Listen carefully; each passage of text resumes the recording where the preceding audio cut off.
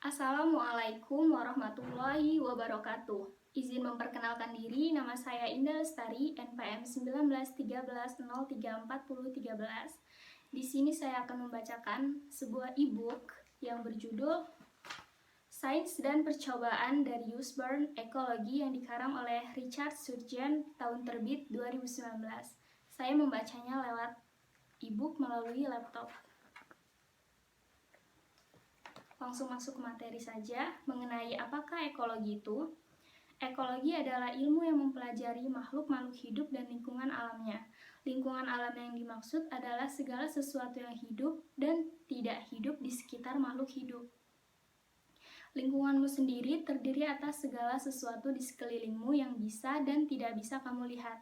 Kenampakan dasar lingkungan sekitarmu selalu sama. Contohnya udara yang kamu hirup, tetapi detailnya selalu berubah.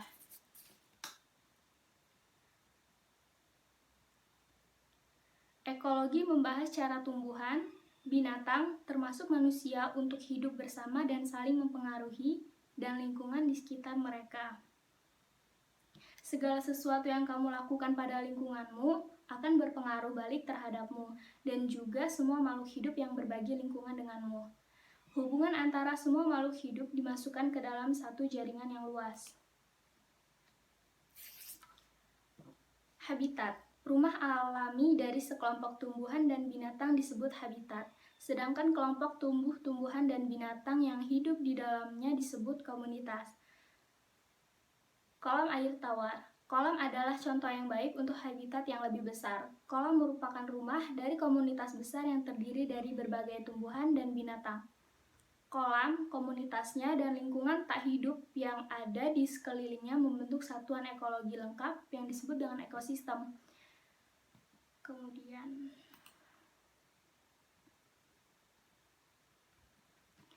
Kemudian lingkungan.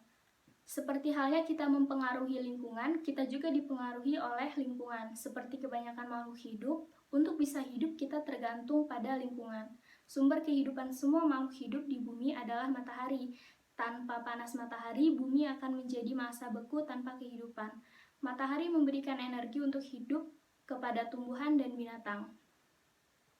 Matahari membangkitkan angin dengan memanaskan massa tanah bumi dan udara di atasnya. Matahari merupakan komponen penting lingkungan. Tanpa matahari, kehidupan di bumi tidak ada.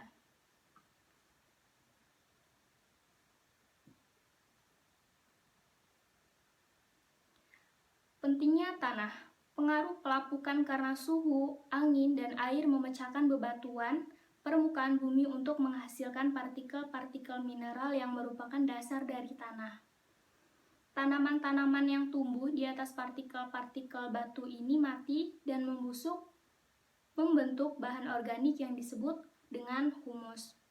Campuran partikel mineral dan bahan organik ini adalah bahan-bahan yang membentuk tanah. Selain itu, tanah juga mengandung air dan udara yang terjebak di antara partikel-partikel ini, dan jutaan organisme mikroskopik seperti bakteri dan juga serangga dan binatang yang lebih besar. Ada berbagai jenis tanah. Setiap jenis tanah memiliki perbandingan humus dan mineral yang berbeda, dan jenis partikel mineral berbeda yang terbentuk dari berbagai batuan. Setiap jenis tanah mendukung spesies tanaman tertentu. Tanah menyediakan banyak kebutuhan dasar untuk kebanyakan tumbuhan hijau. Tanah adalah sumber air dan mineral yang diperlukan tumbuhan untuk berkembang dan memberikan alat padat sebagai sarana akar untuk tumbuh.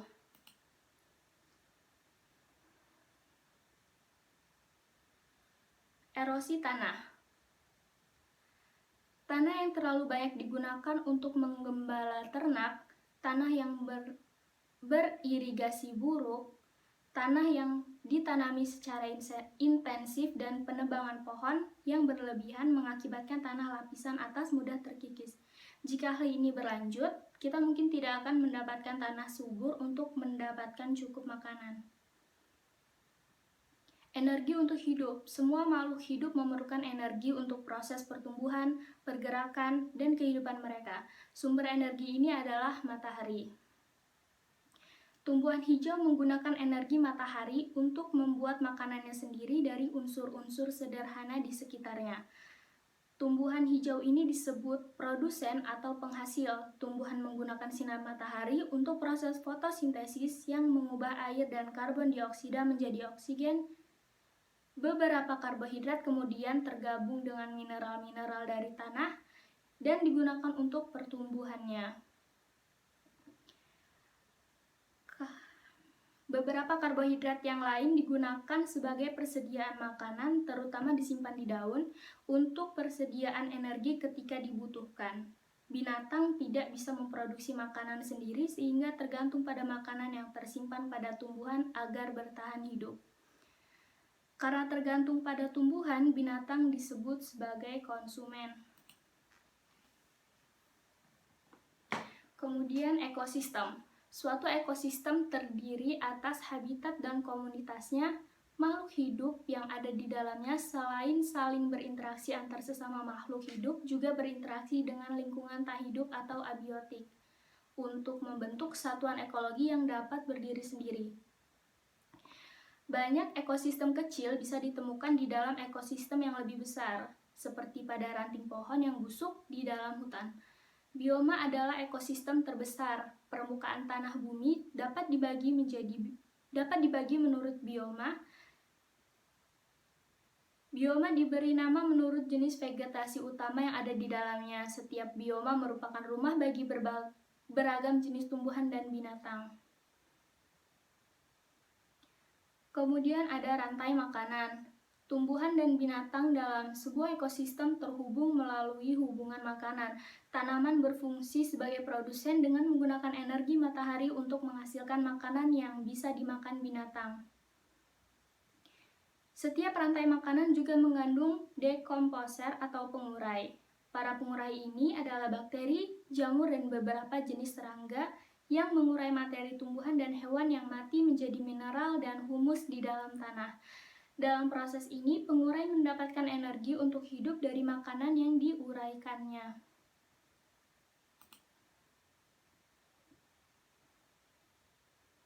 Jaring makanan. Setiap ekosistem mempunyai banyak rantai makanan yang saling terhubung membentuk jaring makanan.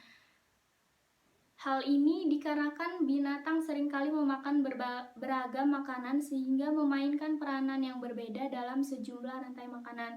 Binatang dari satu rantai makanan memakan tumbuhan dari binatang dari rantai makanan yang lain.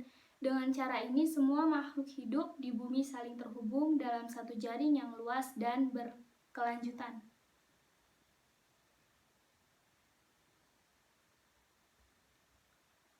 Kemudian ada tingkatan trofi. Tingkatan trofi adalah cara untuk melihat tingkatan yang ada dalam sebuah rantai makanan dari sudut pandang energi. Pada setiap tingkatan dalam rantai makanan, beberapa makanan yang dimakan diubah menjadi energi sementara beberapa yang lain disimpan. Ini berarti untuk sejumlah makanan yang ada di tingkatan trofi paling bawah, sebagian akan hilang pada setiap tingkatan yang lebih tinggi, sehingga hanya menyisakan sedikit yang bisa diuraikan menjadi energi. Maka semakin sedikit binatang yang didukung pada setiap tingkatan. Kemudian samudra. Samudra-samudra di dunia membentuk satu ekosistem luas yang meliputi 70% permukaan planet. Ada beragam ekosistem yang ada di dalamnya. Setiap ekosistem memiliki keanekaragaman lingkungan dan kehidupannya sendiri. Wilayah yang luas ini baru sedikit diketahui tetapi memiliki sumber kekayaan. Dengan pemahaman dan kerjasama yang lebih, simpanan makanan, mineral, dan energi yang besar ini bisa diambil demi keuntungan semua. Kesimpulan yang dapat saya ambil ialah ekologi merupakan ilmu yang mempelajari makhluk-makhluk hidup di dalamnya. Lingkungan alam yang dimaksud seperti di pinggiran kota ataupun di pantai, dan lain sebagainya. Segala sesuatu yang kamu lakukan pada lingkungan tersebut akan berpengaruh balik terhadap lingkunganmu.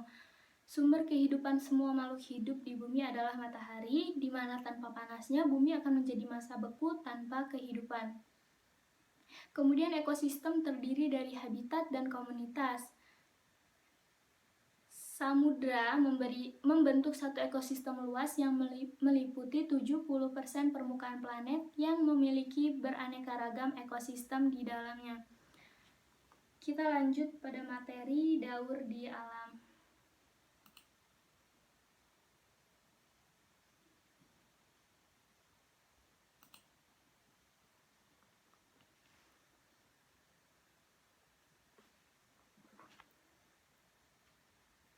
Daur di alam. Semua makhluk hidup bisa ditemukan di dalam lapisan yang cukup tipis pada atau di dekat permukaan bumi. Semua keperluan makhluk hidup ini selain disediakan oleh energi matahari juga disediakan oleh sebagian kecil sumber bumi yang terkandung dalam lapisan ini. Jika seandainya air, oksigen, dan unsur-unsur yang penting bagi kehidupan hanya digunakan sekali, semuanya akan segera habis. Ini yang menjadi alasan mengapa banyak proses alam bekerja dalam daur. Ada pertukaran unsur-unsur antara udara, bumi, air, tumbuhan, dan binatang secara terus-menerus, dan proses daur ulang ini menjamin bahwa semua makhluk hidup bisa hidup dan tumbuh. Salah satu unsur terpenting adalah oksigen yang berada dalam keadaan bebas berupa gas di atmosfer sebesar 21% dan juga merupakan bagian penting dari daur air dan karbon. Karbon dan nitrogen juga merupakan unsur yang penting. Unsur-unsur penting lain adalah mineral, fosfor, sulfur, dan kalsium, dan unsur-unsur mikro seperti besi dan seng yang diperlukan dalam jumlah sedikit. Semua unsur ini diperlukan untuk menyediakan energi bagi kehidupan dan merupakan unsur penting dalam proses pertumbuhan dan pembaharuan sel. Kemudian kita lanjut pada materi efek rumah kaca. Karbon dioksida dalam atmosfer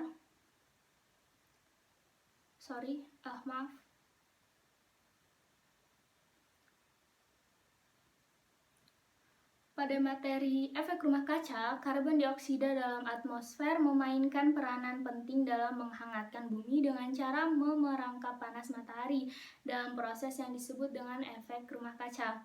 Pembakaran bahan bakar fosil telah meningkatkan jumlah karbon dioksida di atmosfer sejak industrialisasi. Kita akan menebak efek masa depan yang akan terjadi dari meningkatnya pemanasan global ini. Beberapa ahli memperkirakan bahwa suhu akan meningkat, mencairkan bongkahan-bongkahan es di kutub, meningkatkan permukaan air laut sehingga membanjiri daerah pantai, dan menghasilkan perubahan iklim dan pertanian di seluruh dunia dalam skala besar. Untuk menjaga supaya kita lanjut aja. Kemudian ada daur mineral.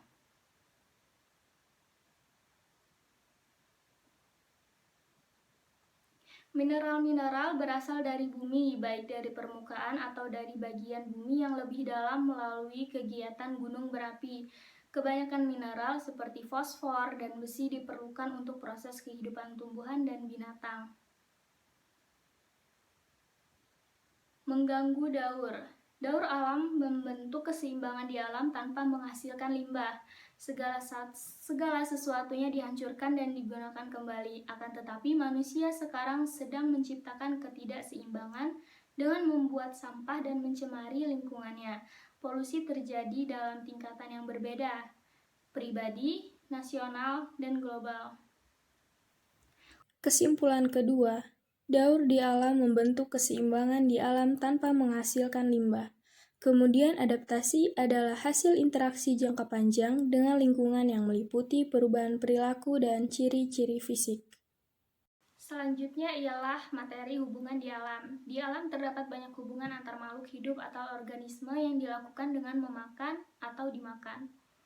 Akan tetapi banyak juga organisme yang bekerja sama terutama untuk kepentingan mereka.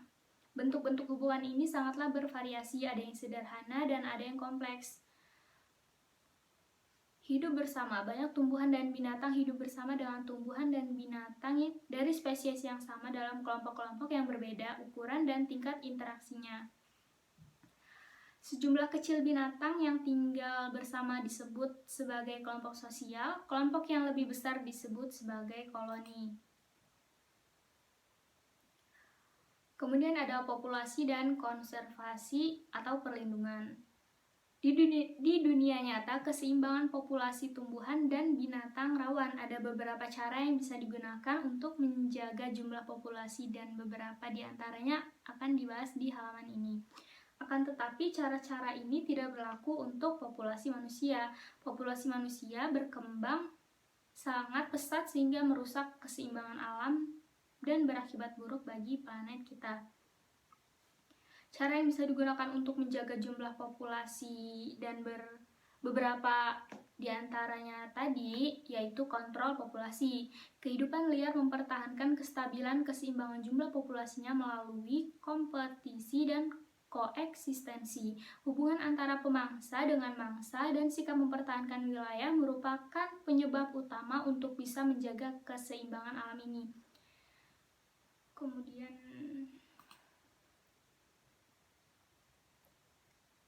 Kemudian masalah populasi. Populasi manusia di dunia saat ini lebih dari 5 miliar dan sedang berkembang dengan pesat.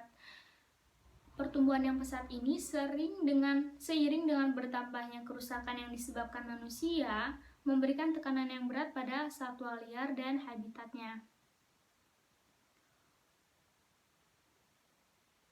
Pentingnya melindungi satwa liar dan habitatnya. Perlindungan satwa liar atau konservasi dan habitatnya sekarang menjadi lebih penting dibandingkan sebelumnya. Kita terlalu sering mengabaikan persetujuan internasional yang telah disepakati. Kita perlu melindungi binatang dan habitat yang hampir punah dengan lebih hati-hati. Semua ini hanya bisa kita capai jika kita lebih peduli pada lingkungan sekitar sehingga bisa memberikan perlindungan bagi alam.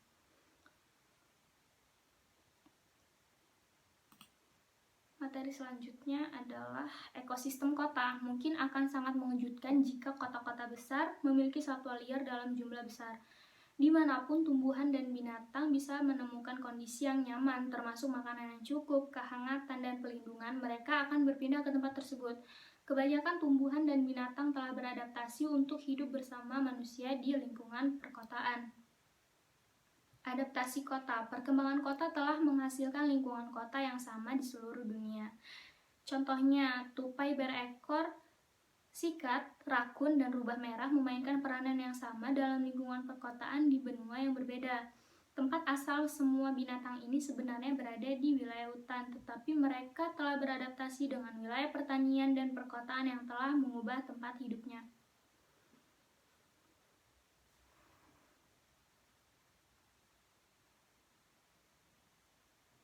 Kemudian transportasi dan pencemaran polusi. Pencemaran gas-gas buang yang semakin meningkat membuat kehidupan di berbagai kota utama di dunia menjadi lebih tidak nyaman.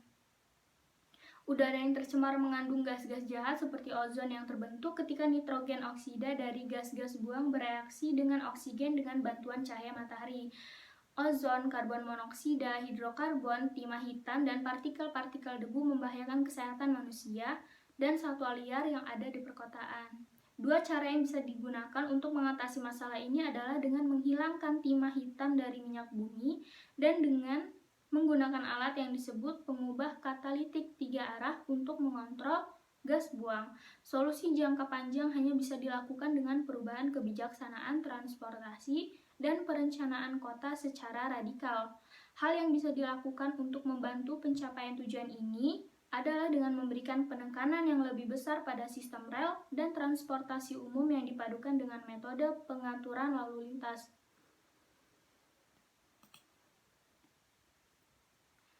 Kemudian materi berikutnya ialah hutan hujan tropis. Hutan-hutan hujan tropis yang besar membentang mengelilingi ekuator dan menutupi sebagian besar wilayah Amerika Tengah, Amerika Selatan, Afrika Tengah, Asia Tenggara, dan Australia Utara.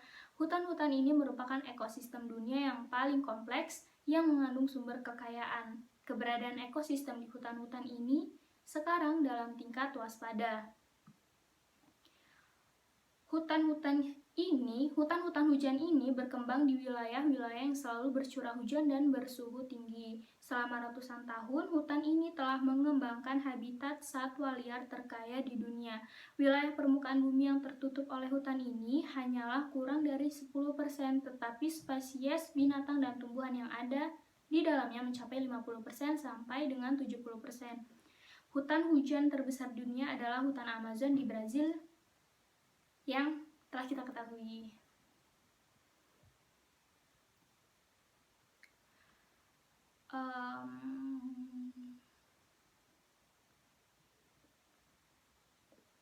Berikut akan saya bacakan mengenai kesimpulan pada subbab ketiga ini, bahwa pengaruh manusia dan hutan sangatlah beragam. Terdapat banyak hubungan antar makhluk hidup atau organisme.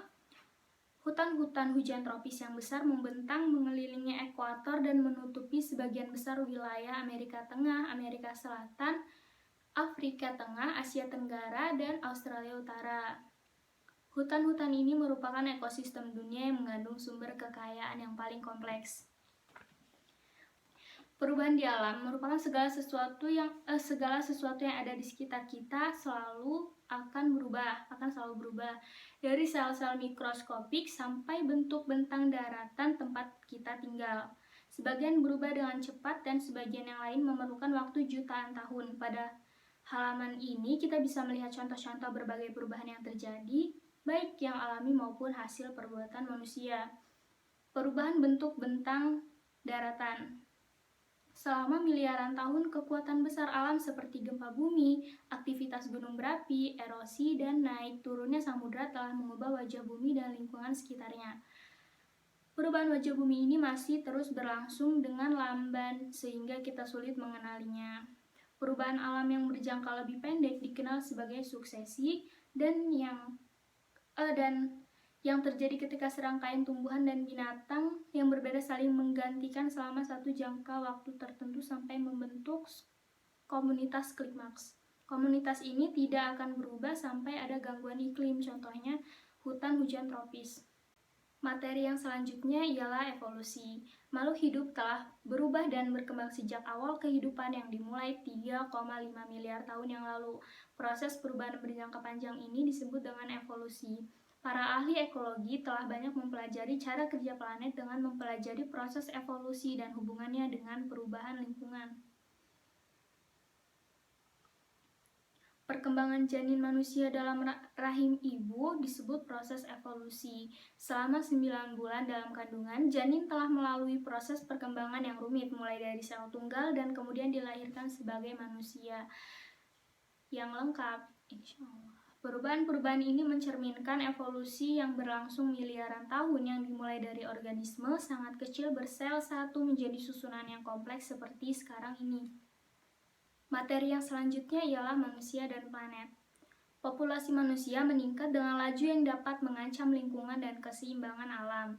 Ini menjadi salah satu masalah dunia yang paling mendesak. Akan tetapi, kita tidak bisa mendapatkan jawaban-jawaban sederhana karena masalah ini merupakan hasil dari kondisi sosial, ekonomi, dan politik yang saling mengait dan harus dikerjakan secara menyeluruh. Kemudian, populasi dan sumber daya alam. Bumi mempunyai cukup banyak sumber untuk memenuhi kebutuhan populasi 5 miliar atau lebih. Akan tetapi ini tidak lagi berlangsung. Jutaan manusia di negara-negara miskin hidup dalam kelaparan dan kemiskinan. Masalah populasi bukanlah terlalu banyak orang atau tidak cukup lahan, melainkan tidak bisa mengatur persediaan makanan dan sumber-sumber lainnya seiring dengan pertumbuhan populasi. Bagian utama dari masalah ini adalah pembagian sumber daya alam yang tidak merata antara negara-negara miskin dengan negara-negara kaya dan antara orang-orang miskin dan orang-orang kaya di negara tersebut. Materi yang selanjutnya adalah energi dan lingkungan. Energi mempunyai peranan penting untuk beragam kebutuhan dasar kita seperti masak, pemanas, dan transportasi. Produksi energi mempunyai pengaruh besar pada lingkungan tempat tinggal kita. Jadi kita harus memilih sumber-sumber energi yang akan digunakan untuk masa depan dengan hati-hati. Pilihan-pilihan yang kita ambil sekarang akan menentukan bentuk masyarakat dan lingkungan di waktu yang akan mendatang. Energi pada saat ini. Bangsa yang kaya sangat tergantung pada bahan bakar fosil, yaitu batu bara, minyak, dan gas. Untuk menyediakan energi yang mereka butuhkan, mereka juga menghasilkan sebagian energi dengan tenaga nuklir atau menggunakan uranium radioaktif, dan sebagian energi lain dengan tenaga hidroelektrik atau menggunakan air terjun. Akan tetapi metode-metode ini merusak lingkungan dengan serius. Misalnya, penggunaan bahan bakar fosil menyebabkan hujan asam dan dampak rumah kaca, dan tenaga nuklir yang menghasilkan polusi radioaktif jangka panjang dan limbah. Kemudian, energi yang terbarukan. Saat ini, bentuk energi yang lebih aman dan bersih sedang diperkenalkan di sebagian besar negara. Bentuk energi ini disebut sumber energi terbarukan karena tidak akan habis seperti bahan bakar fosil. Energi ini sekarang digunakan dengan sukses di berbagai wilayah dunia dan menjanjikan persediaan energi berlimpah dengan resiko kerusakan lingkungan yang lebih rendah di waktu yang akan mendatang. Poin yang selanjutnya ialah masa depan. Saat ini kita sedang menghadapi pilihan jenis lingkungan yang kita ingin tempati. Dua pilihan utamanya adalah memulai bekerja dengan alam, dengan memahami dan bekerja seiring daur alamnya, atau tetap bekerja melawannya. Masa depan semua orang di dunia dan dunia itu sendiri tergantung pilihan yang kita buat hari ini, menyelesaikan krisis lingkungan. Sekarang ini, tekanan manusia pada alam sedang menyebabkan krisis lingkungan dunia. Di bawah ini ada beberapa masalah utama yang sedang kita hadapi beserta usaha-usaha yang bisa kita lakukan untuk memperbaiki situasi tersebut. Yang pertama ialah erosi tanah. Erosi tanah terjadi ketika lapisan tanah atas yang penting terkikis oleh angin ataupun hujan.